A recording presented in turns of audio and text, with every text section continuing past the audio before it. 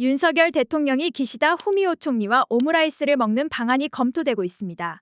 그런데 이 방안이 국내에서 큰 문제로 대두되고 있습니다. 저도 이 사실을 알고 꽤 놀랐는데요. 바로 일본 정부가 을미사변을 활용해 대한민국 정부를 기만하기 위한 방법일 수도 있다는 것입니다. 대체 왜 이런 이야기가 나오고 있을까요?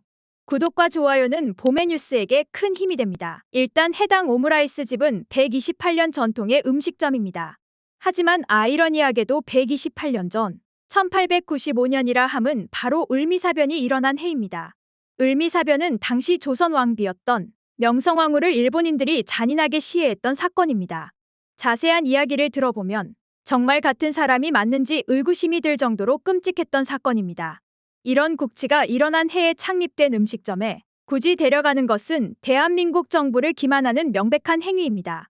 이를 보며 너무나도 오버한다는 이야기 할 수 있습니다. 하지만 일본은 스스로를 음습하다라고 칭할 정도로 치밀하고 또 치밀합니다. 물론 외교 스타일 또한 다를 것 없을 뿐더러 오히려 더욱 세세합니다.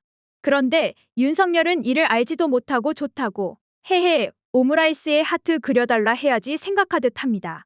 김건희 여사는 자기도 껴서 또 어떤 포즈로 사진 찍을까 고민할지도 모르겠습니다. 참으로 개탄스럽습니다. 이런 무능한 모습이 자꾸 비치는 이유는 바로 옆에서 쓴소리할 사람이 없기 때문입니다. 대통령이 모든 걸 알 수 없습니다. 그렇기 때문에 도움을 줄 사람들이 필요한데 그 주변 사람들은 모두 검사 출신입니다. 이번 전당대회를 통해서 이는 더욱 심화했습니다. 당대표, 당대변인마저 모두 친윤계입니다. 나경원처럼 조금이라도 윤석열 뜻에 어긋나는 언행을 한다면 곧바로 토사구팽 당할 텐데 어떤 친윤계 의원들이 윤석열에게 쓴소리를 할 수 있겠습니까? 손바닥에 왕을 쓰며 스스로를 왕으로 생각하는 이에게 과연 누가 쓴소리를 할 수 있겠습니까? 이러한 상황을 보고 국민들뿐만 아니라 국민의힘 내부에서도 불만의 불씨가 나타나고 있습니다. 비윤계의 한 의원은 현 상황을 보고 앞으로 용산이나 대통령실의 무리한 행보나 발언을 옹호하기만 한다면 그 평가는 고스란히 다음 총선에서 돌아올 것이다라며 비판했습니다. 제 생각에는 애초에 국힘 총선 승리 가능성은 단 하나도 없었지만 말이죠. 또 한 의원은 이미 자유한국당으로 돌아왔다. 내년 총선이 중요하다면서 민심을 염두에 두는 것처럼 하지만 반대 방향으로 가는 것 같다 말했습니다. 그들의 내부 갈등의 불씨가 지펴지고 있습니다. 좋습니다. 자기들끼리 물고 뜯고 싸우시길 바랍니다.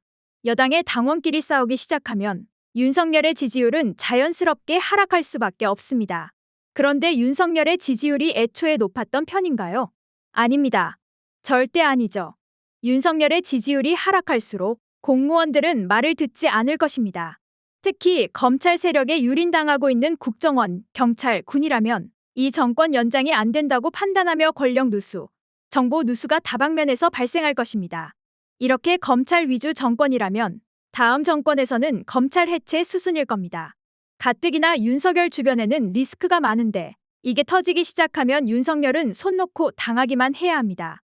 지금도 주변 인사에 대한 정보가 어디서 나오고 있나요? 경찰이 가지고 있는 정보가 국정원 못지않죠. 공안 정국전의 내부 부정부패로 공안 뉴스가 덮일 것입니다. 바뀔 정권의 나머지 공무원 생활을 걸 만한 공무원이 있나요? 특히 정권에 빌붙는 몇 기자들, 자기 살려고 폭발적으로 기사를 내뱉을 것입니다. 윤석열, 검찰공화국 만들려다가 조금이라도 삐끗한 순간 답도 없이 추락할 것이 분명합니다.